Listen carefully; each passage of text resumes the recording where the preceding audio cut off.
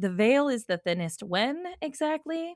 Well, it is supposedly the most thin at Samhain, otherwise known as October 31st or November 1st, Beltane, May 1st, liminal times like dawn, dusk, turning points in the season like winter and summer solstices, and last but not least, lunar phases, specifically the full moon or the dark moon, sometimes interchangeably called the new moon. But in very specific sects of magic, there is a difference between the dark moon and the new moon. All of which you shall learn today in this episode of The Wandering Crow. So stick around and we shall continue after the music. There is a medicine story that tells of Crow's fascination with her own shadow. She kept looking at it, pecking at it until her shadow woke up and became alive. Then Crow's shadow ate her. Crow is dead Crow now. Join us as we attempt to look through the wandering crow's eye to find the gateway to the supernatural, to seek to know the unknowable mysteries of creation. Welcome to the Wandering Crow podcast. Welcome, wanderers and murderers, to another episode of The Wandering Crow. This is Abby. This is Mandy. And this is JT. Welcome, welcome. So just before I decided to start our intro, I had to interrupt a fun conversation between Mandy and JT. What were you saying about the moon landing, Mandy? Oh, it's so embarrassing. And, oh God, I never thought I was going to be that person. I kind of don't believe we went to the moon. She's become a skeptic of the moon landing. Oh my gosh. I said it. Don't come at me. I don't super believe it. I'm pretty sure we've been to space, and I'm pretty sure there is a space station, and we're there. I don't know that we went to the moon. There was a picture from a satellite that goes around the moon that found one of the landers that landed on the moon. Yeah. So, yes, we did go to the moon. That's my belief. Lander being a machine? Like the thing that Neil Armstrong stepped out of? So the way that they did the landing is they had the moon lander that comes down from space and lands. And then on top of that is a little pod. And so when they're done, they take off and the landing legs that landed the moon lander stayed on the moon. Social media is a powerful thing. And I've ended up on the we don't believe in the moon landing algorithm more than once.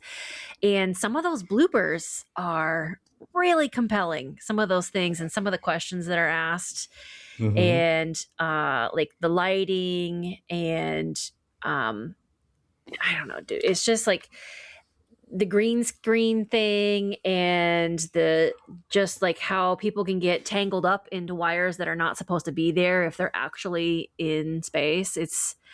I don't know, man. It's questionable. I find it all very questionable. I don't outright believe it. I think it's I don't possible. necessarily believe that they had that technology at that time to do something like that, to make that kind of recording and fake it. That's just me. Huh. I mean, they had cameras and stuff, but it's also awe-inspiring to me that we can still communicate with a spacecraft that we launched back in the 70s that's now out of our solar system. Takes 48 hours, but I don't know, man. It's an old piece of technology. And that was the other thing too. Like people say, well, why can't we go back to the moon? Well, because the technology that they used back then sat for years and everybody kind of forgot how it worked. How did that happen? That's the crazy thing. Because the people that designed it died. They weren't around anymore. And so to do it again, they had to come up with a whole new process, which due to safety reasons, they keep getting delayed to go back to the moon. Well, and now that's why we are contracting like SpaceX and like Blue or whatever they are, Amazon and Musk. Amazon and Tesla. There's the Artemis, am I saying that right? The Artemis mission that is supposed to have launched last Friday. And that's just basically taking them to the moon, and they're going to go around it, similar to several of the Apollo missions. There's a part of me that believes this will actually be the first time. So I don't know, man. I don't know. It's just... I mean, there's so much studied enough, I think, to yeah, really... there's so much information Nobody should out there. listen to anything that I say, because I'm certainly not an expert, but it's just, I find it questionable. That's all. So there we go. Amanda is definitely in the crazy corner when it comes to the moon. And I think that's, it's just where we are. So let's go right now. crazier into it and talk about the moon. Yeah, let's do that. Yeah, let's talk about the moon. JT, I feel like you learned some of the more just worldly material information about the moon. It almost seems like that's a good place to start this episode. Well, we do need to talk about social media, so let's cut to social media. If you like what we do, please like, subscribe, download, comment on, and leave a review. Please, if you can, give us a 5-star rating. This is going to help us to defeat the algorithm. If you have a story that you want to share, you want to comment on something that we've said, or you just want to chat with us, you can reach us in a variety of ways on a variety of social media platforms. If you'd like to do that, you can find our links in all of our show notes. And now back to the show. And now we're back. Pardon me while I adjust my boobage. Sorry, everybody. Did we get that on record? You missed it, JT. I saw it. No, you didn't. Liar. I was watching. I may have been looking down, but I was watching. So when this recording goes out, they'll be like, oh, he wasn't looking. Yeah, it was. Hey, was your wife named after the moon? Was she? Was my wife named after the moon? Did you know that the name Rachel has something to do with the moon? I don't know. I didn't know that. According to some academic studies of the Yahwehist texts, Rachel and Nicole are essentially spelled exactly almost identically in the Canaanite. I don't even know if I just said that word. Canaanite alphabet, and then like Nicole's father's name means Libal, which is literally the moon.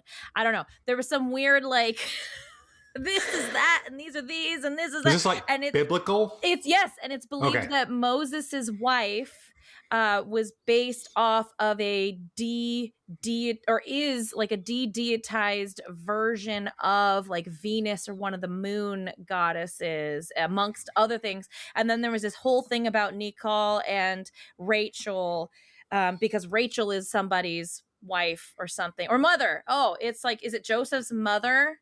And he has a dream that she's the moon. And then like Rachel and Nicole are spelled the name in the Canaanite texts. I don't know if I should bother. Like, is this interesting? Canaanite or Canaanite? Canaanite? Caan. Cain? Yeah, because Canaanites are descendants of Cain, who killed Abel. I didn't know that. Yeah. I think of the three of us, you might be the best educated on biblical things. Well, and I'm going to bring this up because we're talking about Cain, and we are a paranormal. We talk about cryptids, and there is theories that Cain is actually Bigfoot. Yeah, I think you've talked about that. Said that in the Bigfoot episode. I did. So I'm bringing it up again. And I'm not yelling. I promise.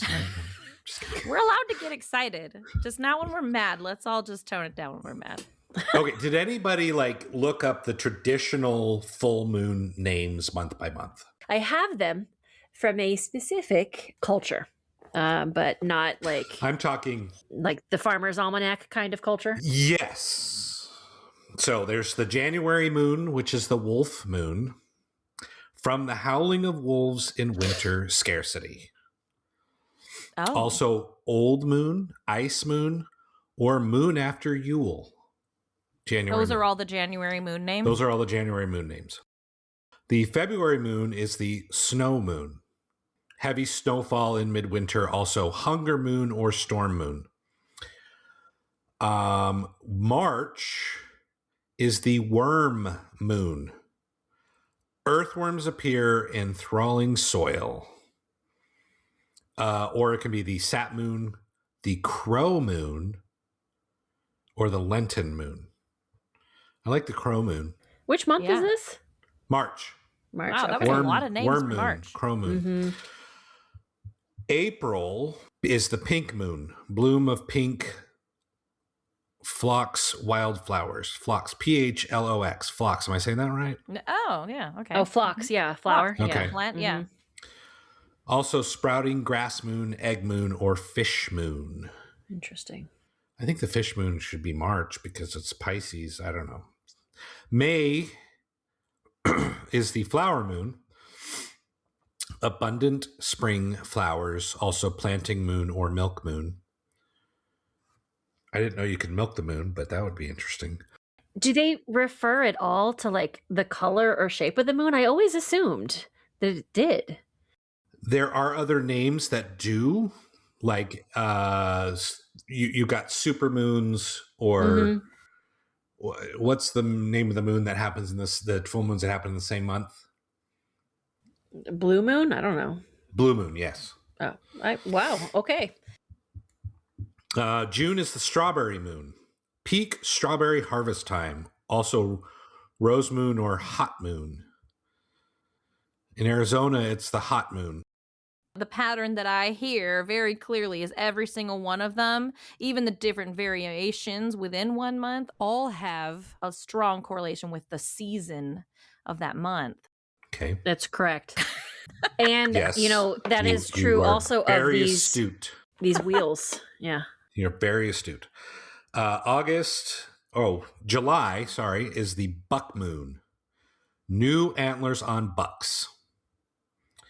Thunder moon or hay moon. Maybe because the hay is harvested in July. That would be my guess. Thunder moon is monsoon season. I don't know. Makes sense. August is the sturgeon moon, and that's when sturgeon fish are easily caught in lakes. Also, green corn moon or grain moon. September is the harvest moon, closest full moon to the autumn equinox, adding harvest work into the night, also corn moon or fruit moon.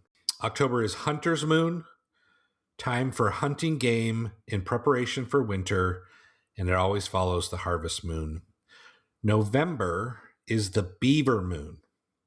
Beavers active building dams for winter, or also the frost moon. December, the cold moon. Harsh winter cold, long night moon, or moon before Yule. These align roughly with the Gregorian calendar months, but the full moon can fall early or late in a month. Special cases, the harvest moon is the full moon nearest the autumn equinox, and the hunter's moon is the next one. A second full moon in a calendar month is called a blue moon. So you were correct, it's a blue moon. So the second moon that happens in a month is the blue moon. So there are also things like a supermoon, which is when the moon looks huge to us because of the way the light is refracting through the atmosphere. Okay. Sometimes it looks ginormous, man. It's crazy. I also have the moon phases. So new moon, the moon is between Earth and the sun. Its illuminated side faces away from us. So it's invisible or only faintly visible during a solar eclipse. The waxing crescent, a thin sliver of light, appears on the right side in the northern hemisphere. Growing larger, waxing means increased illumination. First quarter, also called half moon, exactly half the moon is illuminated, appearing as a semicircle. The right half is lit. The waxing gibbous, more than half but not fully illuminated. The lit portion continues to grow towards full. Then there's the full moon. The entire visible disk is illuminated. The moon is opposite the sun in the sky. The waning gibbous, more than half. Is it gibbous or gibbous? Gib. Gibbous. I know it's spelled with a G. I always thought it was gibbous. I don't know why I thought. I think in our culture we pronounce it with the G. Don't know. I'm totally wrong. You're right. It is gibbous. Whoa. Waning gibbous, third quarter, and the waning crescent. So those are the cycles of the moon. And of course, we all know that when there's a full moon, people get crazy. Yes, ask any emergency department. Mhm. True story. Babies are born more. People, it's just crazy. It's like, I remember when I worked in the trauma unit, we always had the craziest patients come in on the full moon. And it was like slammed. It was just patient after patient after patient. And for those that believe in crystals, you can recharge your crystals during the full moon. Bathing Yes. in the moonlight. Mm-hmm. Hey, you want to hear something? Yeah. Yes. What do we call it when a person has gone a little bit crazy? Oh, loony. Or lunacy? Lunacy. Oh my Oh God. my God. The You just moon. blew my Wow. mind. So I actually had a science-y book too, JT. In fact, I didn't even know this until I read this book, but our entire Earth's crust gets shifted a little bit. Isn't and that crazy? takes on an oblong form. Yeah, I did not know that. And so that's why you have high tide and low tide. It's because literally the moon will be pulling one side and turn it into almost like an egg-shaped form, and then like the two sides kind of like flatten out, and you get this high tide and low tide cycle. Anyway, so it's the gravity of it's the moon's gravity pulls like the water toward it, something about the gravity of the water, Mm-hmm. and that it's literally because of the close proximity to our planet of the moon, especially during different times when, depending on our orbit and the way the planet is tilting and where is the moon in its orbit, blah blah blah. And so I wonder, it also brings me back to over and over and over again in the research, learning that a lot of people deify the moon as like some goddess of fertility, amongst a lot of other things. And so the whole having babies thing is just, I don't know, just struck my brain into all of that. That's thinking, oh, does the moon make affect your literal like placental water? I mean, like, maybe pull that it baby out. does.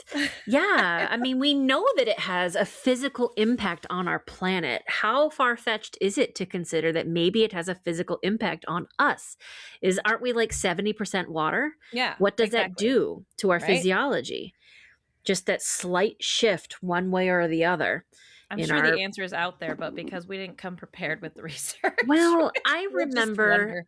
I have read that there's a lot of debunking of that the effect the moon has on humanity is largely psychological and based purely in the beliefs that we hold as people in our superstitions. I personally don't think that that's the whole story. Like, yeah, sure, that's probably part of it. We put a lot of emphasis on the moon and its impact on us and what it does to us. So maybe as like a kind of, I don't know, psychosomatic thing, we self-fulfilling prophecy kind of thing, like, okay, well, it's the moon and we kind of blame the moon for our craziness or whatever things are happening. But also maybe there is some impact. I just think that it is definitely possible. It could be the energy that is being reflected from the sun off of the moon's surface that comes down upon us and makes us crazy.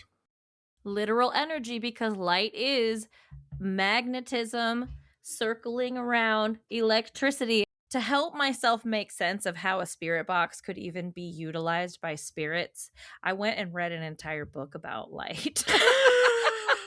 Amazing. Nice. Oh my God. You're going to be an expert on spirit boxes. Well, light Sweet. now, but it did help validate. I don't remember if I posted it or what I did. That was at the end of my part 2 of the Betsy thing. I go on like a tiny little rant about how like I kind of get it now. But the same thing with the light. It's literally electromagnetism is what light is. And so it very literally is projecting energy back at us in the form of that light. So, It's upsetting that earthing energy. Oh I'm God. just kidding. Totally Right? joking. Exactly. Well, but the whole point is to complete Not a falling for the cycle. bait. It's supposed to.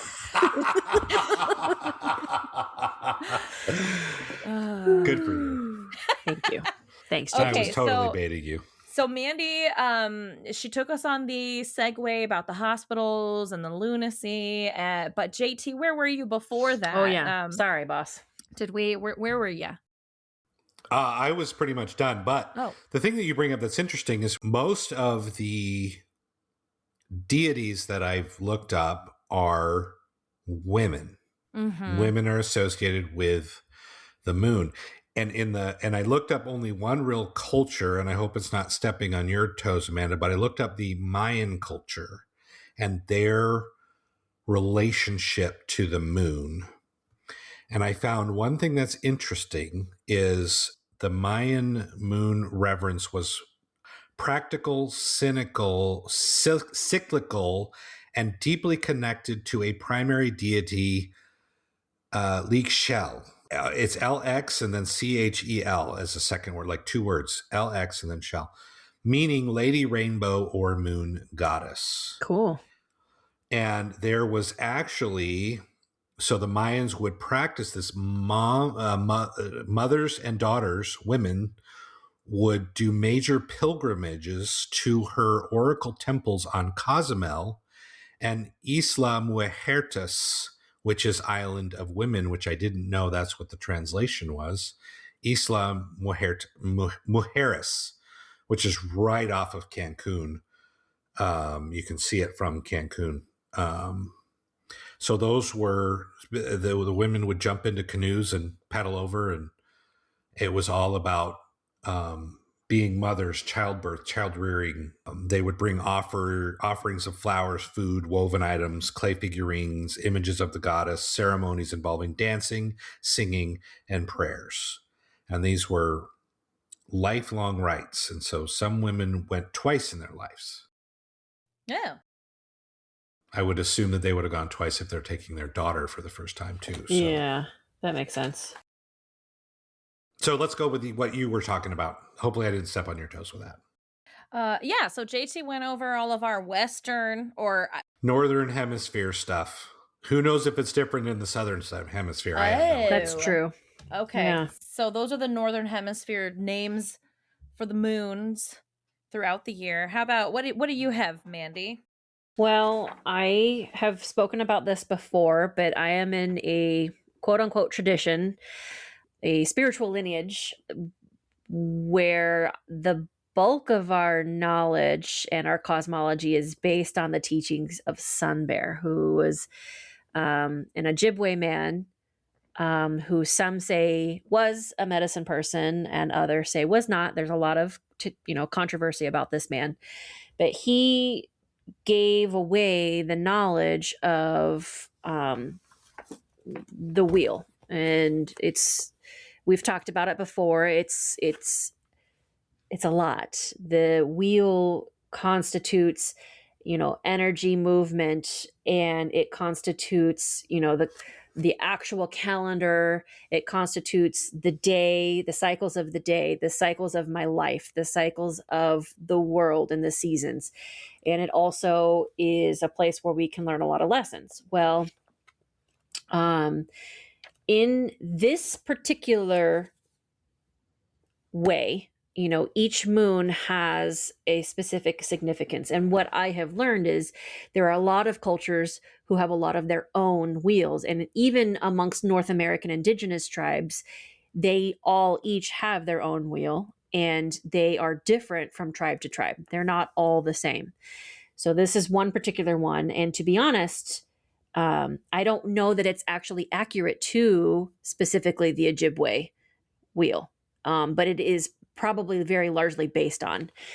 And each moon is actually a period of time, but not the moon itself. So one of the first things that Sun Bear talked about is how there actually were 13 moons at one time. And I think, JT, you've mentioned this a couple of times with the introduction of the Gregorian calendar. It was meant to be easier that way, to have predictable years. The way that Sun Bear describes it is that not every year would have that 13th month. It kind of depended on the cycles of the seasons and how it went. So because of that, and because it was variable and could make things a little bit unpredictable, the Gregorian calendar was introduced, which divided it up evenly and predictably, and it's just the same every year. Well, the 13th moon kind of has its place, but it doesn't have a name, and he doesn't specifically name it. He just talks about the impact that it has on us energetically. But each moon has its own specific name. It has an animal keeper, spirit keeper associated with it. It has a stone mineral. It has a stone mineral associated with it. It has a color associated with it. It has a plant helper associated with it. And each of these are spirit helpers, which are meant to guide if you ask the right questions and you work with them the right way. It is astrology. It's an indigenous form of astrology in a way, yes. And it's also, like I said, it's a calendar. It's a way of timekeeping. It is a very practical tool and also has this spiritual significance as well. So like it's both. For sure, a lot of this, for a person who's skeptical. Yeah. For a person who's skeptical, there's a lot of this that really is just so much fluff. And in the practical aspect of it, it also helped predict and understand the time and the calendar. So you're going to notice a trend with these names. Let me get to the yellow bookmark. I've bookmarked several parts of this book. And I'm holding up a book, by the way. It's called A Sun Bear Book, Dancing with the Wheel, the Medicine Wheel Workbook. And this was co-written by Sun Bear, Wabun Wind, and Chrysalis Mulligan. And these were people that he worked with pretty much in depth.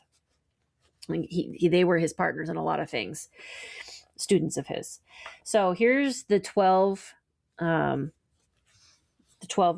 Actually, I want that other page. That's better. From December 22nd to January 19th is called the Earth Renewal Moon. And the animal associated with it is snow goose.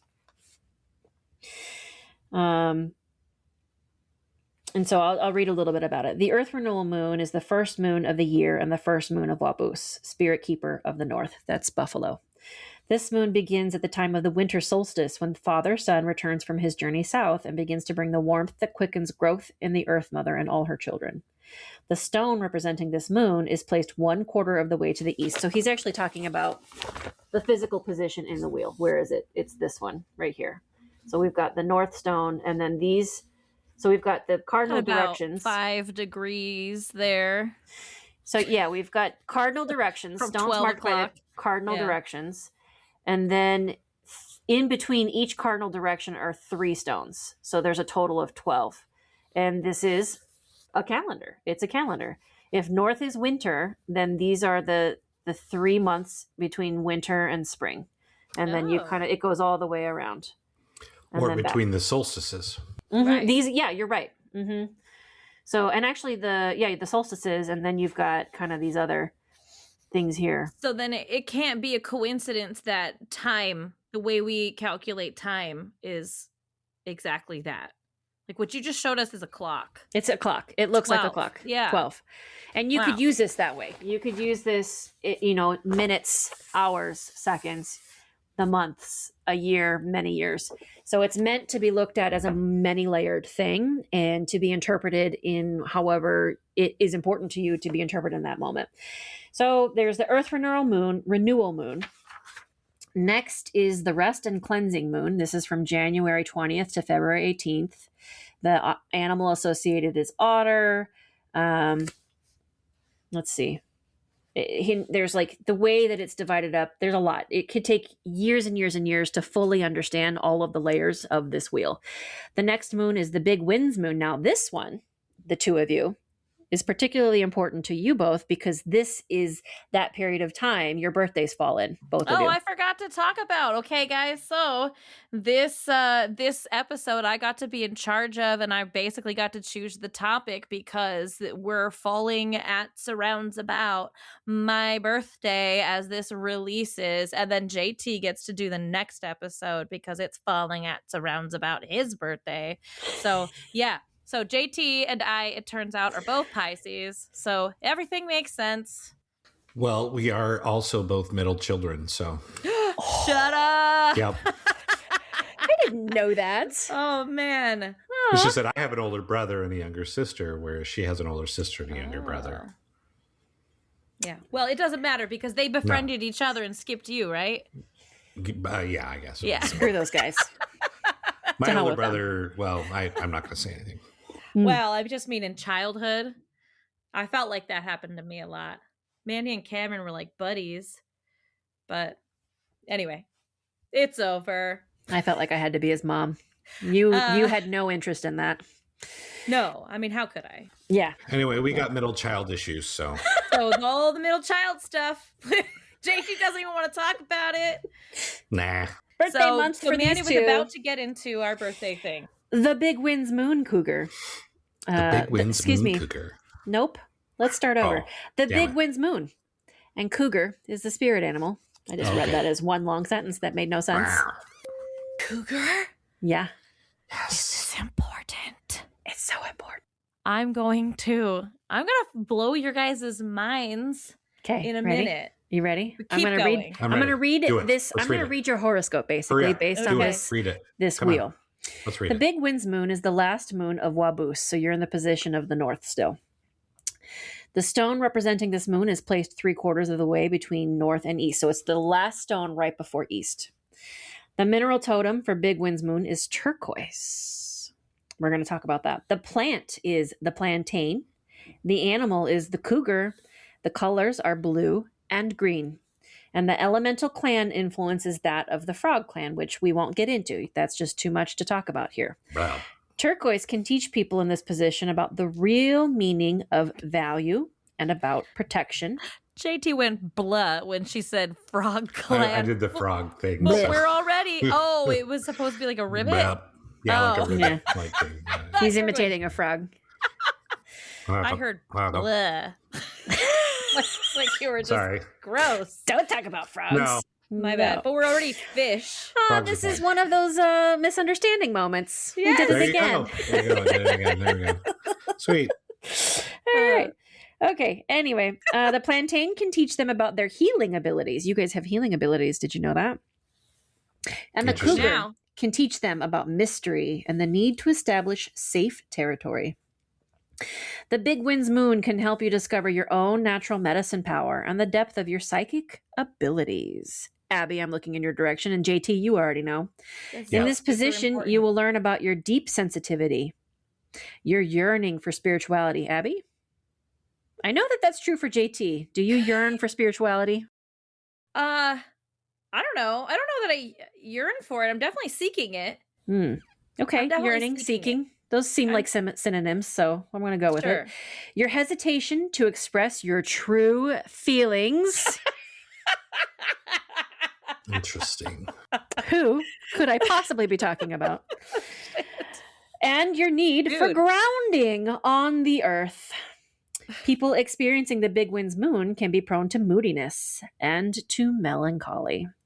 They need to learn to temper their sensitivity and to have a greater sense of reality. So if you want to, we can talk about cougar and turquoise and whatever. I don't know that necessarily needs to be in the episode, but I just think it's really interesting. And the idea is, there's different ceremonies that we can do that help us to determine where we are in the wheel spiritually. So that's your birth month. That's where you entered the wheel. That's where you Okay. entered the wheel of life. So those are the dates between like February whatever to March whatever. Mm-hmm. Okay. So that's February 19th to March 20th. So that the hasn't two of come you yet. fall in there. Okay. Well, I mean, it will as of for the time airing- this releases. Yeah. As Yeah. of the airing of the episode, we'll be in the middle of this time, all you Pisces people out there listening, and you still have time, couple weeks before this ends. Well, now you kind of know what your future might be when you get older. Like when you get my age and you really become a cougar. JT. Sorry, I'd be remiss if I didn't mention that. Just so kidding. Cute. what I really wanted to say about this book is that the idea is the moons are a way of timekeeping. So each name of each moon, and I was gonna say them all. Do you want me to say them all? The different moons? I feel like you could. Yeah, That was you could. cool Okay. that you gave special emphasis to that one, but go Yeah. ahead and name them Okay. all. Name them all. Each one has relevance to the season of that particular geographic location. And the animals that they knew, the plants that they knew, the minerals that they were exposed to and that were sacred to them, right? And in other wheels that I have learned about, that is also true. So their wheel is different based on what their experience of the world was. So the name of their moon will reflect what was happening at that time of that moon, if that makes sense. And that was their way of timekeeping that particular month. So we have the Big Winds moon. That's your moon. The next one is the Budding Trees moon. So we're talking about entering into spring. The next one is the Frog's Return moon. That would be when the amphibians come out of their hibernation because it's warm enough now and you're going to start to hear the frogs chirping and doing their thing. The next one is the Corn Planting moon. It's warm enough to start planting these plants and start getting your crops ready. The next one is the Strong Sun moon. And that's when it's starting to get a little bit hotter. The Ripe Berries moon, which, by the way, the animal is sturgeon, which was coincidental with JT's moon, which was the sturgeon moon. The next one is the Harvest moon, which is exactly coinciding with JT's harvest moon. And after that is the Duck's Fly moon. And then next is the Freeze Up moon. And then lastly, the Long Snows moon. So these are characteristic of what the people were experiencing at the time, and that's how they got their names.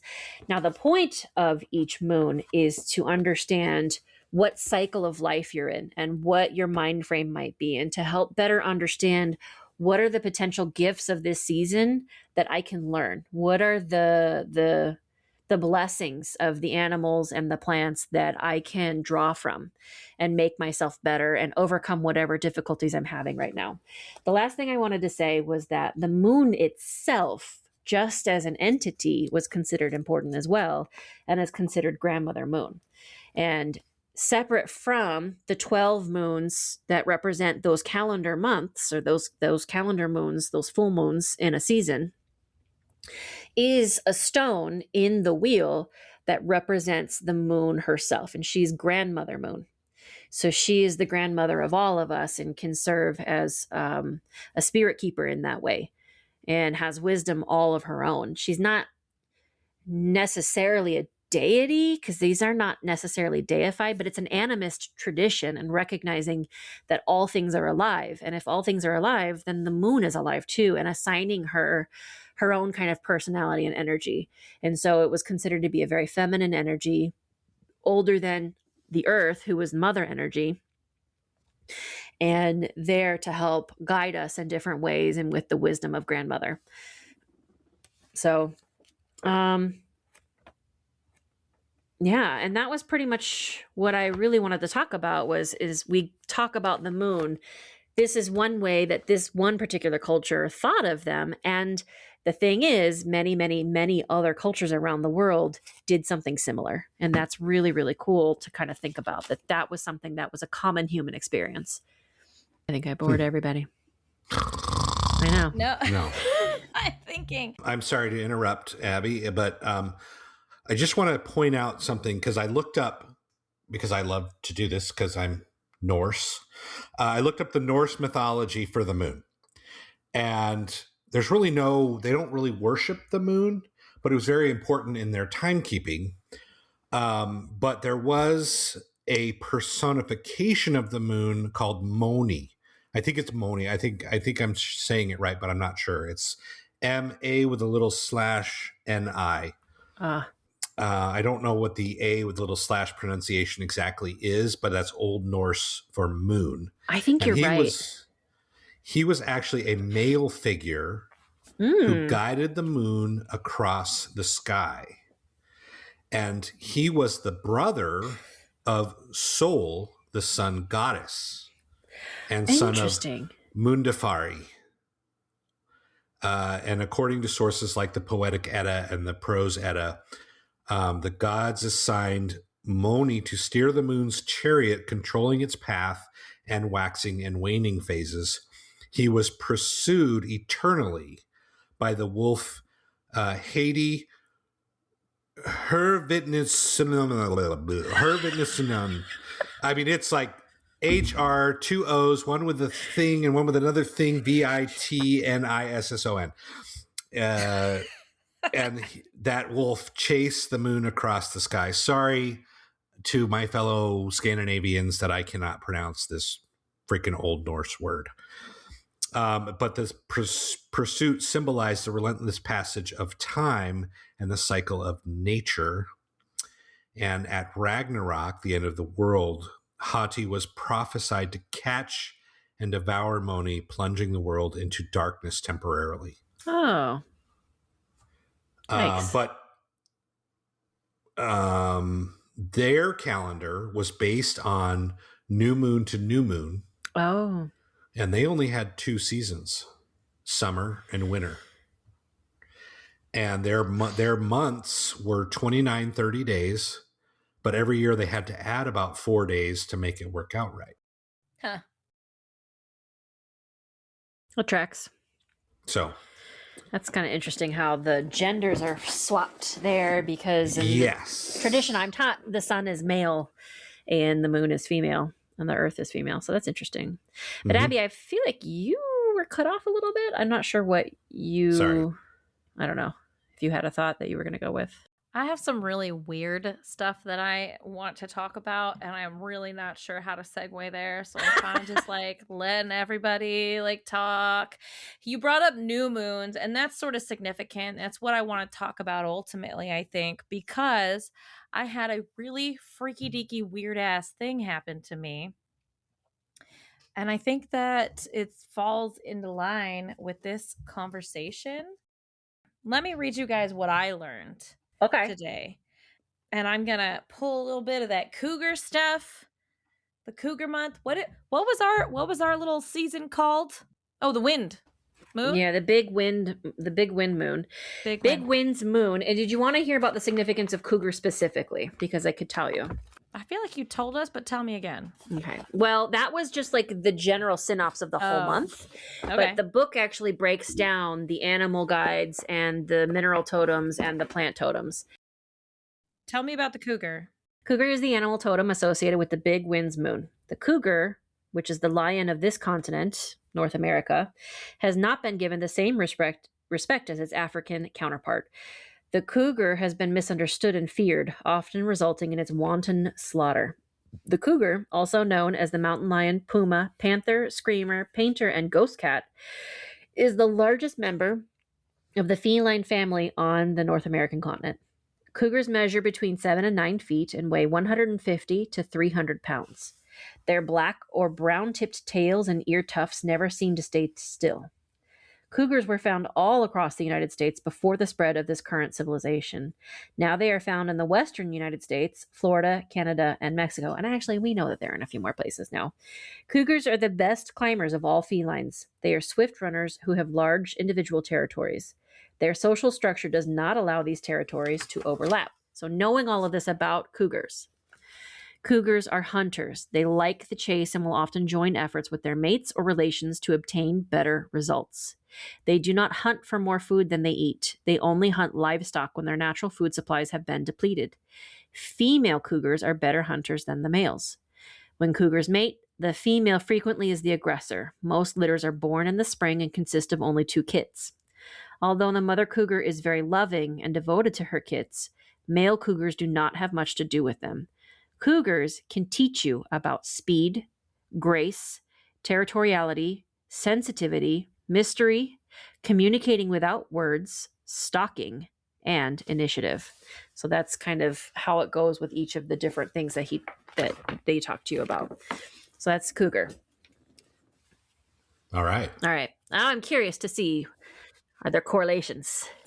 Well, okay, guys. So I'm just gonna go with what seems to organically make the most sense, and I'm gonna read my own personal ghost notes. Oh, everybody! All right, or at least a portion of them. Okay, because let's get paranormal. So essentially, right? What we all know what happened last springish, when I got together with Betsy. My phone acted possessed. probably a couple of other things started happening, but the phone was the most notable. And in fact, if I go back in time through my ghost notes, did other stuff happen? Yeah, a few other funky things happened around that time. It must have been March 19th when I got together with Betsy and she told me all of her stories. And then weird stuff started happening, beginning with the phone. Phone, blah, blah, blah, acts possessed. Then I have written down on the 21st of March, I was looking up VPNs and the browser closed and crashed. March 23rd, I was sick. I saw a shadow in the hallway leaving either my bedroom or my son's room, which is also in that hallway. It was small like a child. And when I called to my kids to, like, out of curiosity of who was there, it was none of them. And I realized, like, they were all upstairs after a minute. Because, I mean, you guys know, just even from doing the recordings with me, you can hear where they are if they're up there. Mm-hmm. And so none of my kids were down here, but I saw what looked like a child, their shadow, running away from my bedroom on March 23rd. March 25th, the quiet dog sat up and started barking at nothing. April 3rd, bathroom door closed and locked with the light on and no one was inside. What? Is that possible with the way your doors are? It is possible. If somebody had done something goofy, like set it in the locked position and then it closed, like it could technically get stuck in a latch. I mean, most doors I think actually will work like that. Most of these doors, if you lock it and then close it, you're there you are. The door is locked seemingly from the inside. Mm-hmm. But that's a situation we had. I remember, like, the reason we noticed was because everybody had to use the bathroom and they're like, somebody's in there. And I'm like, but we're all out here. Who's in the bathroom? So we go and we're like, well, and we realize there's nobody in there, but it's locked and the light is on. So this says in May, and I used the spirit box in our house and we heard some weird things. I don't know if that's even important, but whatever happened there, the very next day I smudged in the house, and my notes on smudging are, I remember this was weird. The very next day after and I were sitting there playing with the spirit box in the house, which a lot of people will say is not a good idea. It's basically like playing with a Ouija board. It's an invitation. So we heard some stuff, and one of the last things that we heard before we turned it off, I heard the word suicide. And I was like, I don't like that. And I didn't tell her. She didn't notice. And I was like, this is weird. And the next day I decided to smudge because, after all, we'd already had a buildup of crap going on. And I wrote, smudging. The smoke alarm went off only in room. This distraction nearly caused me to skip her room because then I got distracted, got the alarm to stop going off, and then like continued smudging and went on to the next place. And it wasn't until after I had finished that I realized, oh, I never actually went in there and smudged her room out because of that distraction. So I went in and I did smudge her room. And then things kind of were normal. I don't know. There was June 15th. There was a chair, my computer chair that I sit in to do these podcasts, had been moved over like in front of the bedroom door. Weirdly. And that just didn't seem like a thing. Like, my kids have never done anything like that before. It's not a normal computer chair. It was like an armchair. It was horribly uncomfortable. It was an awful situation. And for Christmas, my husband got me an actual computer chair. So I had this armchair in my room that I was sitting in to do the podcast on, and it had been like moved over in front of the door. And I asked all the kids, and everybody was like, no, I didn't do it. But, you know, as a parent, you're kind of like, I don't even know why I bothered asking you because you're all just liars. So, but I put a pin in that. Let's see. Tried recording third attempt EVPs. Oh, mic Focusrite unplugged back of the computer. Seems like something I would do, but I don't remember doing it. I wrote it in my note. So, and we had so many problems trying to get that Betsy EVP session recorded. I don't remember, was it like August or something of last year that we all first tried to do that the first Betsy episode? And it was like, went through it a few times and it kept failing for technological reasons. That's right. I forgot about that. So fast forward, all right? So that's last summer. Just like weird stuff was happening after Betsy came over. And then throughout the year, it seemed to kind of calm down. Well, for us, recording our Betsy part 1, where I talk about the possessed phone in the coffee shop and I talk about her ghost notes. Well, in order to get her stories in her own words, I invited her over and I asked her, hey, can you retell me some of these stories? And I popped them into that episode. So it's like a repeat all over again of that day in the coffee shop. And literally that night, after she leaves, crazy shit starts happening. January 7th, Betsy came over and we did the EVP talk. I had a crazy dream about lions. Oh, there it is. Wow. I was wondering how this connected. Okay. One of them was a male lion, and the other one, I immediately upon waking up, kept calling a cougar.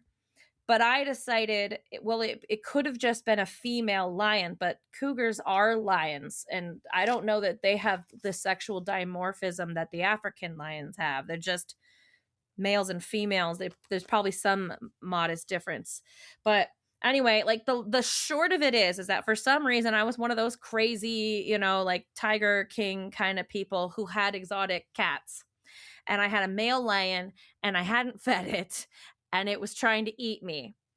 And a cougar that I owned came to my defense and saved me from this male lion. And I managed to just get away with my life, closing the door behind me on the house. And I go running around looking for help.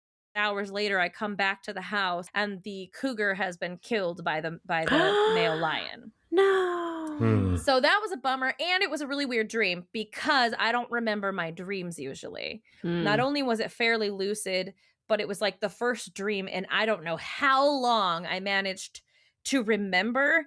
And Betsy is a Leo. And so I thought maybe the lion thing had to do with her. And so I don't know what any of that's supposed to mean. But it was like part 1 of Betsy came over and I had stuff starting to happen. So the crazy dream, I almost get eaten and my cougar gets eaten instead.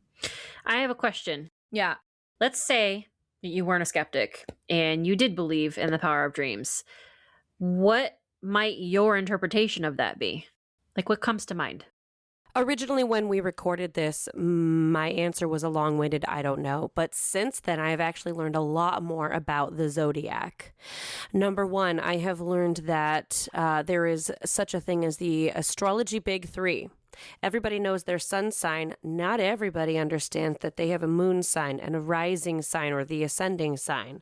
I know that I have 2 water signs now, which is meant to make me very intuitive, empathic, and as a Pisces, it is extremely common for me to resort to escapism as a form of coping with overwhelming emotional stimulus.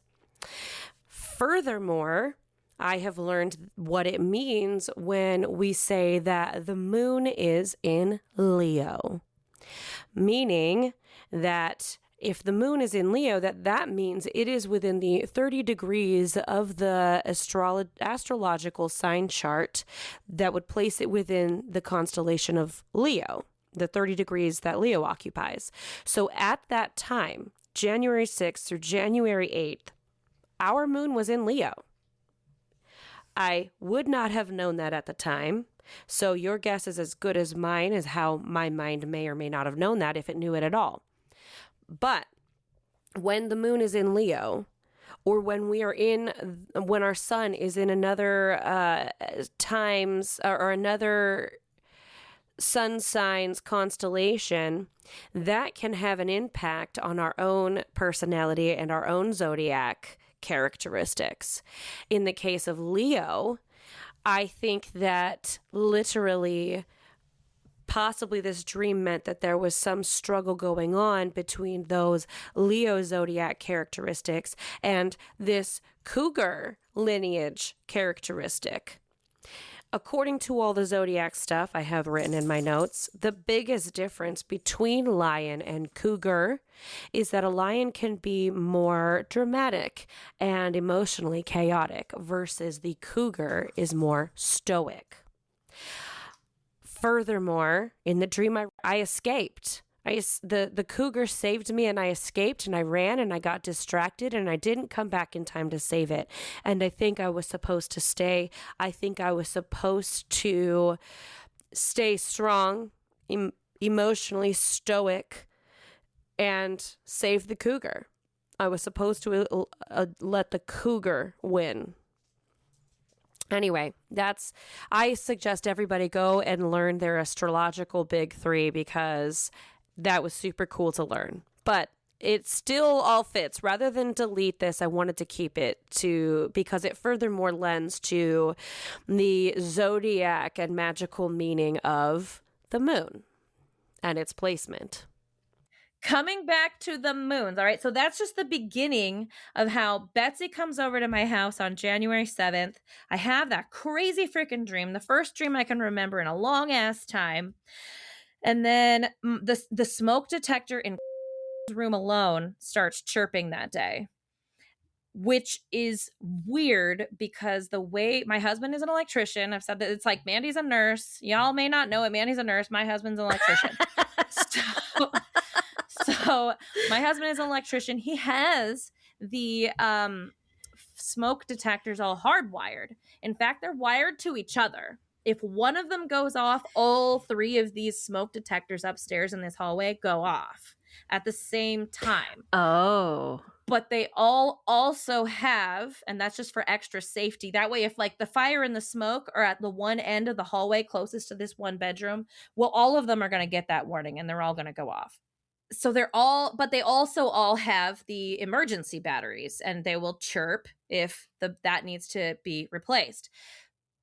But it's just weird that so far, even still, and this was weeks ago, that one only was chirping and needed to be replaced, even though they all go off pretty frequently and they all go off at the same time. And so when you replace one battery, you're gonna need to replace all of them around the same time. And so that's, Steve and I were joking around. I was like, oh, the smoke alarm was chirping today. Hardy har, must have been a ghost. And he was like, yeah, or it could just be all the fires that we're setting off. Like, you know, because let's just be honest, the smoke alarms are going off like constantly around here. So he wasn't wrong, but I wrote it down anyway. And I still have only needed to replace that one in room. When we were remodeling our house, we ripped the carpet out and there was like a huge, I thought it was a blood stain under the carpet. Yeah, in that room. Oh my God. And I was like, what happened here? Now, one friend of mine brought up like, well, but blood coagulates. So was the stain actually brown or was it red? And honestly, I don't remember. I don't remember if it was like maroon, burgundy, blood red, or if it was a stain that I saw and I knew was blood. I have just annotated it in my head that what I believe was a blood stain, a large one, was on the floor when we ripped up all the carpeting and stuff and revealed the subfloor in that one room. Then that's the same room where when I'm smudging, that smoke alarm, and only that one, went off and distracted me. And I almost didn't smudge that room. And now here we go. Betsy's come over and things are acting funny again. And only that room so far has started chirping and demanded that I replace the battery. It's like weird to me that we both have had issues with our smoke detectors. Did you? What happened? Yeah. There's like a whole episode. Oh, yeah. Well, it turns out that's like a thing. What? The smoke detector chirping is like a normal paranormal thing, which I thought you already knew. I thought you knew that. No, I didn't know that. I mean, I'm new to this, but I know that apparently like smoke detectors chirping is like something that people automatically are like, oh my God, there's a ghost. Like, oh shit. Those motherfucking smoke detectors, I ripped all of them out of the ceiling and took all the batteries out of them. Those motherfuckers still would go off. I forgot Not about a single that one of them had batteries. and not all of them, but like a few of them. There were like 2 or 3 that would just chirp all the time, especially in the morning. What's JT doing? He just made a beep. Beeping, chirping. Yeah. Oh. Chirp. He's being the smoke detector.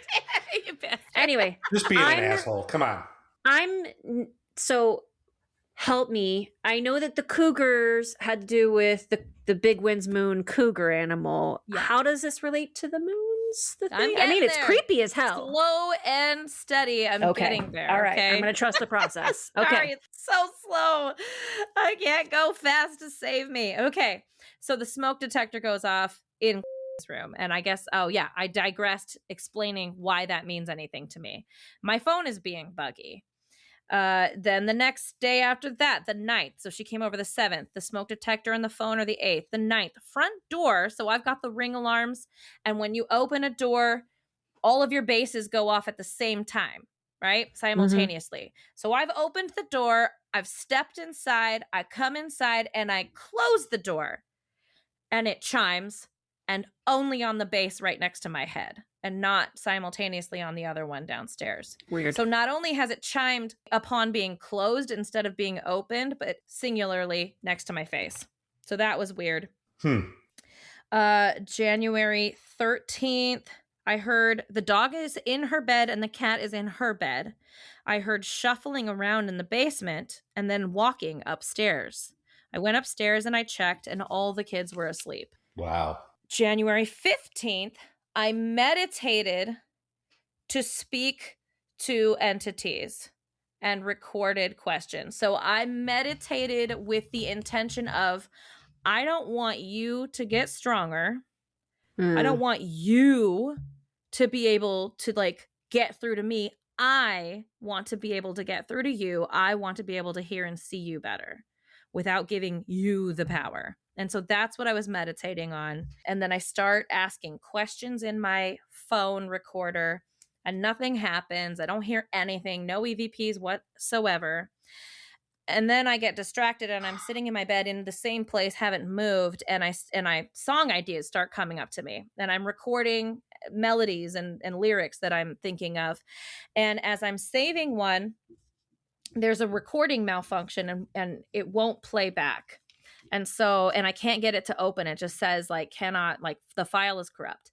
So I go over to a different media player that I have on my phone and it shows me that at that moment, 2 files recorded simultaneously and neither of them can be opened on the player.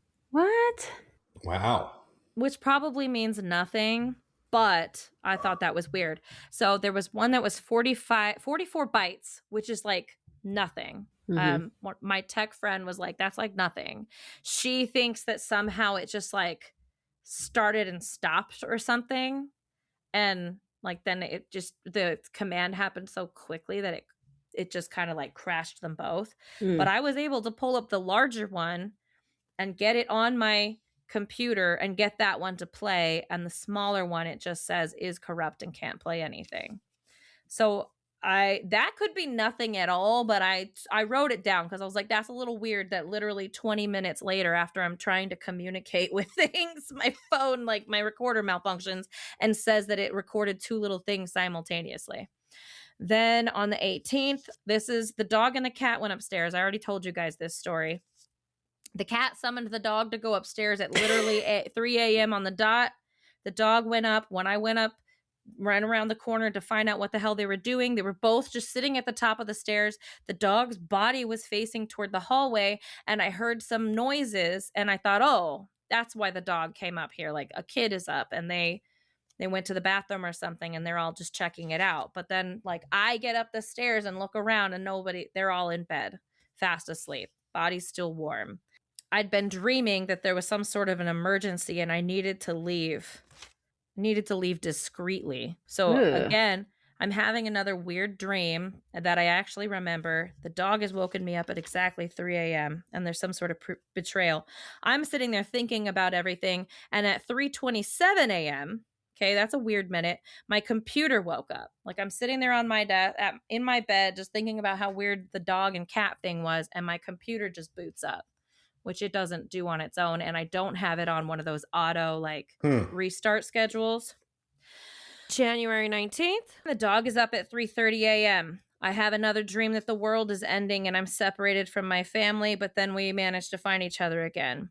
10:30 a.m. that same day, the lights in my bedroom flicker 3 times, specifically in relation to me getting excitable.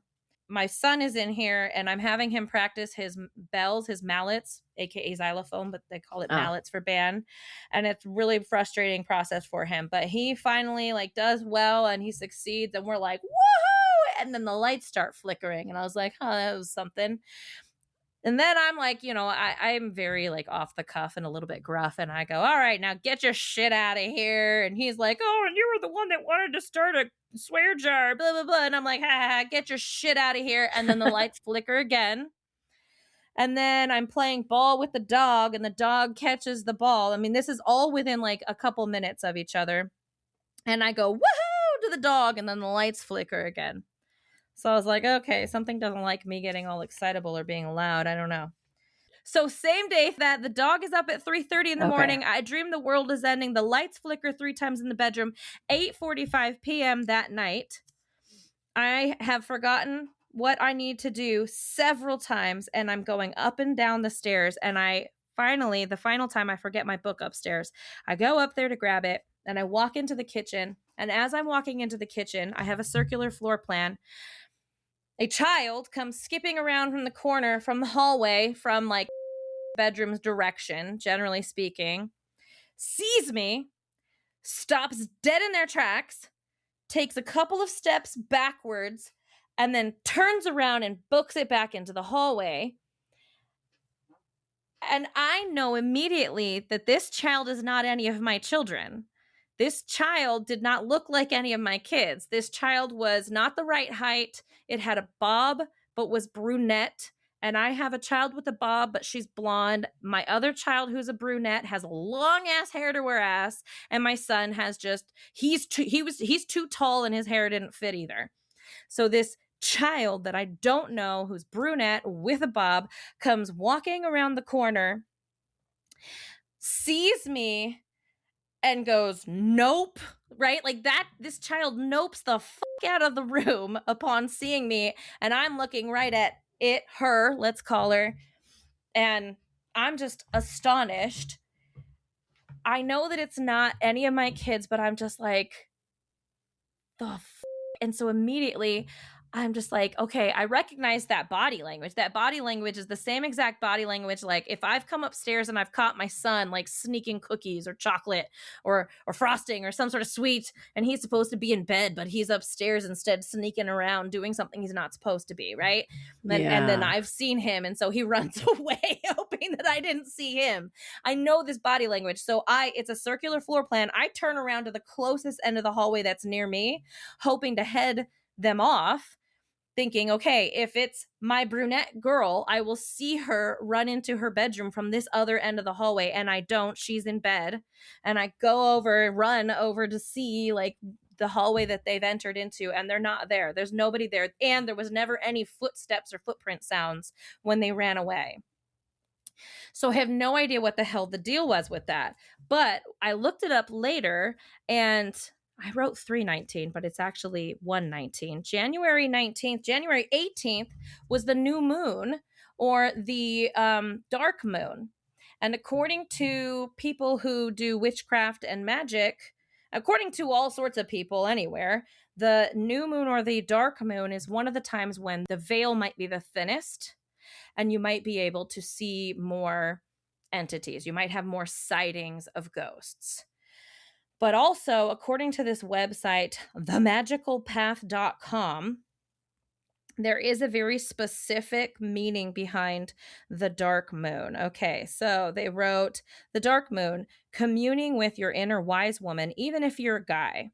There is much confusion about the dark moon and the new moon. They are often referred to synonymously. However, they are distinctly powerful energies. The dark moon begins the moment that the final sliver of the waning crescent moon is leaving the sky. And it lasts about 1.5 to 3.5 days, depending on your geographic location. Technically, the dark moon begins at approximately 0% of light and lasts until the new moon phase begins. the new moon's light increases to approximately 1.5 to 2%. Wait, when the moon's light increases. So blah, blah, blah. They're just explaining. And honestly, I'm a little confused even reading that. But they say, for the witch, the dark moon is the most psychically fertile phase of the lunar cycle as it ushers in stillness. This is a time for restoration, introspective self-reflection, meditation, contemplation, shadow work, and the unconscious mind. It's a great time for working on the third eye chakra and doing any kind of divination, honing psychic abilities, and communing with ancestors. It is the juiciest, witchiest time of the month because it unveils communication between deep consciousness and the divine, according to this one person's website. And that struck a chord with me because some reason I did look it up and discovered that it was a quote unquote new moon phase on that day. But I think really actually it was dark moon. And I'd only just a couple of days before that been intentionally trying to like meditate on becoming more like, I guess the word would be psychically aware. And then on one of these nights of the new moon or the dark moon, I see for the first time in my entire life a paranormal entity, and it's like a full-fledged fleshy human looking character to me. Do you know what it sounds like to me? No, somebody. The fact that the body language was so, like, that kid, that entity was scared is what it sounds like. Like, oh my God, what am I seeing? Holy crap. It reminds me of Time Slip. Yes. It makes me wonder if you have a situation where you're seeing through a doorway of time, either into the past or maybe even into the future. And you're scaring the crap out of some kid who is going to or has lived in this house before you. Yeah. Dude. I thought exactly the same thing. Oh my gosh. So real. And yes, I thought exactly the same thing. And I asked myself, why after like 6 years of living in this house would I see a child ghost? Like, I've never really had any inclination that there's a haunting. But then I was like, oh, well, wait a minute. There was that time last year that I saw a child's shadow running away from my bedroom. And there was that. Oh, and that one time, Mandy, you and I talked about it, I think, in one of the Reflections episodes. And I don't know if it made it into the final cut. But I saw what out of the corner of my eye and my peripheral vision, what I thought either had to be, what my first instinct was that it was a kid walking into the bedroom, going around to Steve's side of the room. Right. And there was no kid. So then my second thought was, well, it's a cat walking on the desk then. And I look over and the cat's in her bed. So I was like, well, what the was that? And I thought maybe it was my dead cat. Oh, Motley. But now I'm thinking, okay, it could have been a kid. It could have been. My first instinct that it seemed kid-shaped to me could have been probably accurate. Right. Yeah. So I don't know. None of it. So thinking back on it, I'm like, well, this isn't the first time. It isn't all of a sudden. It's just there have been these other things that individually didn't make sense to me, but I did put a pin in them. I did write them down and I do remember them, but I didn't put them all together. That's for sure. That's crazy. JT, what do you think, man? You know, I had the same thought that I think that ghost was scared of you. Like either it was like, oh shit, she saw me and ran away. Like she wasn't supposed to let you see her. Right. Or, I mean, time slip, I was just thinking about that. Like, that's crazy. Like, does that really exist? All of it is. Holy shit. There are stories of that happening. Yeah, but I thought it was just in the TV shows. No, there are some paranormal people who think that ghosts are actually us either stepping out of time or them stepping out of time. And we're seeing actual events unfold just out of time, either because of like stone tape theory or because somehow, some way the portal is thin or the whatever word that we're supposed to use. It's a thin time. And for some reason we can see time, that time is not necessarily this linear thing, but that it might maybe be unfolding all the time, all at once. And that there is the possibility that we can experience it that way. There's a story I heard on some other podcast of a guy who potentially saw himself. He scared the crap out of himself. He had lived in a home for like 30 years or something, and he kept seeing this older man, and it scared the crap out of him. And then as he aged, he reached a certain age where he saw a younger man dressed up like some kind of hippie or something and had this sudden realization, holy crap, I think that's me. That's me from 30 years ago. Like, holy crap, have I been haunting myself this whole time?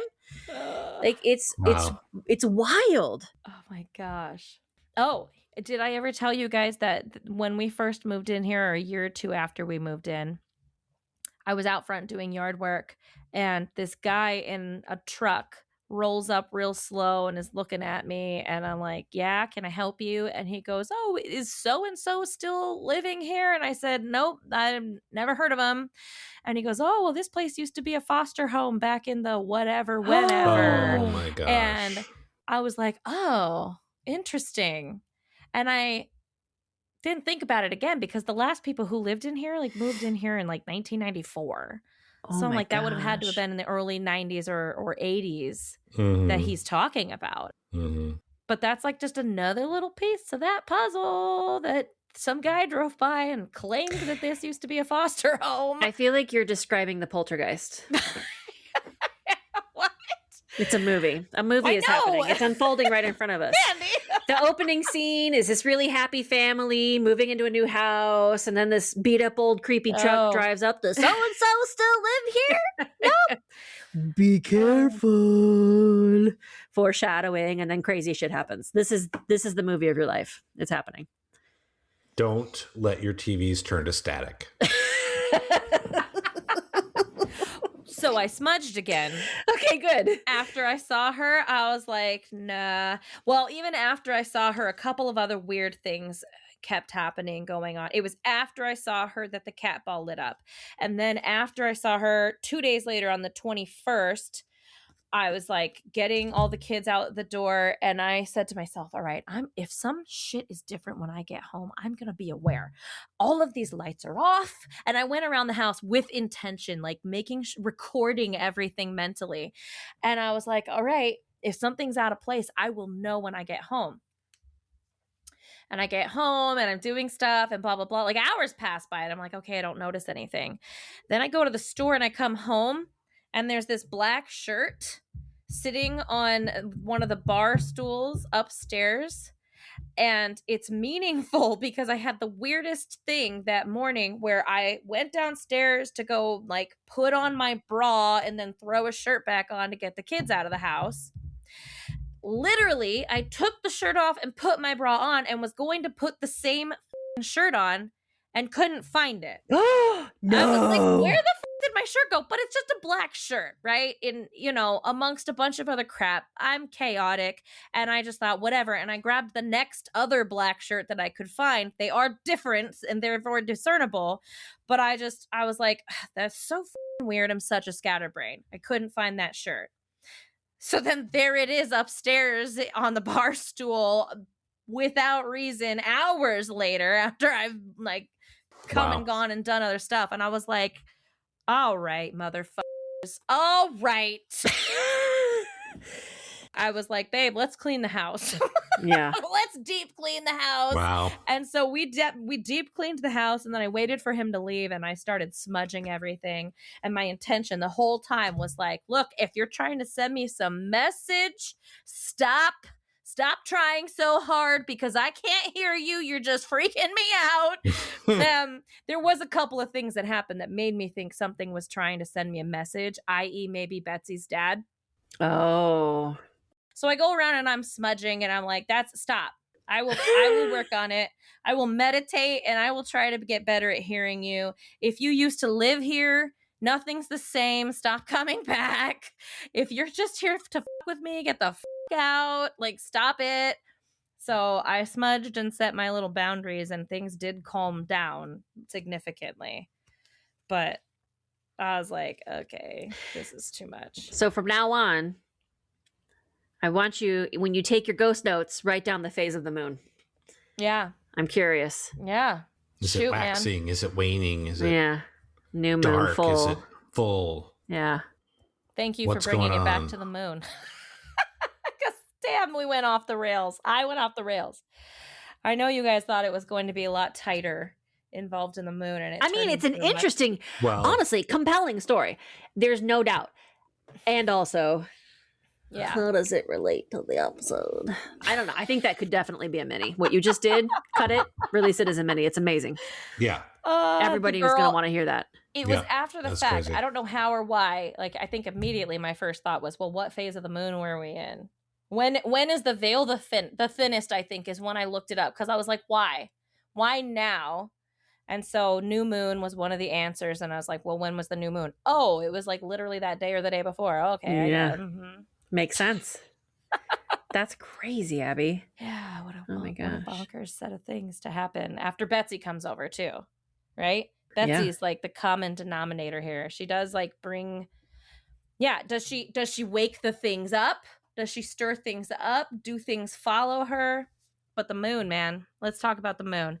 So yeah, I mean, to find out that the dark moon is apparently like one of the witchiest times to do magic, and on top of that, it's when the veil is thinnest and yada yada. Yeah.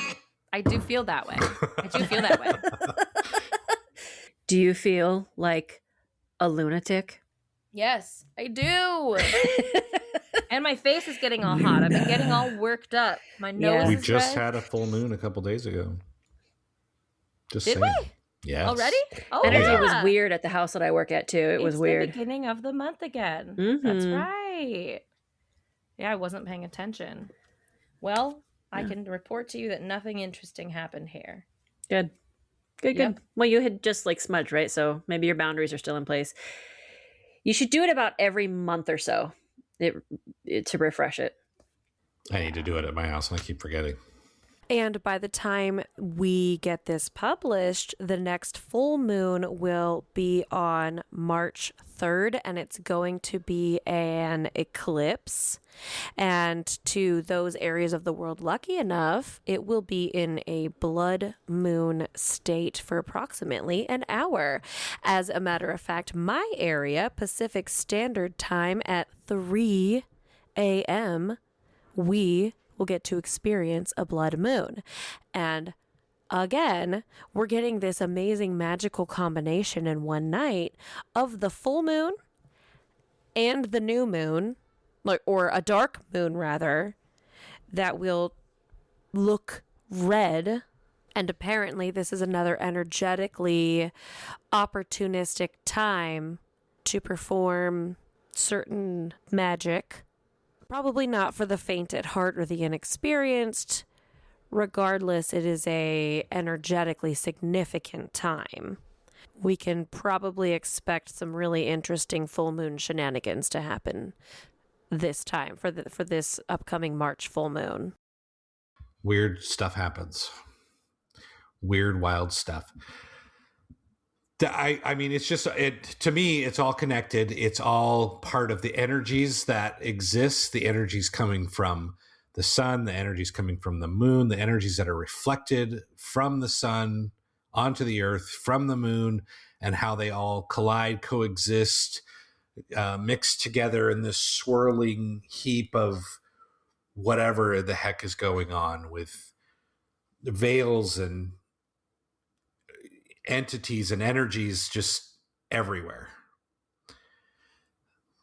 You know, there's a Mormon scripture that was made up by Joseph Smith, supposedly it was Revelation, that he translated from an Egyptian papyrus or whatever, but it was, and it talks about the creation and how God didn't actually create us. He took intelligences and then created us. Oh, interesting. Created our spirits.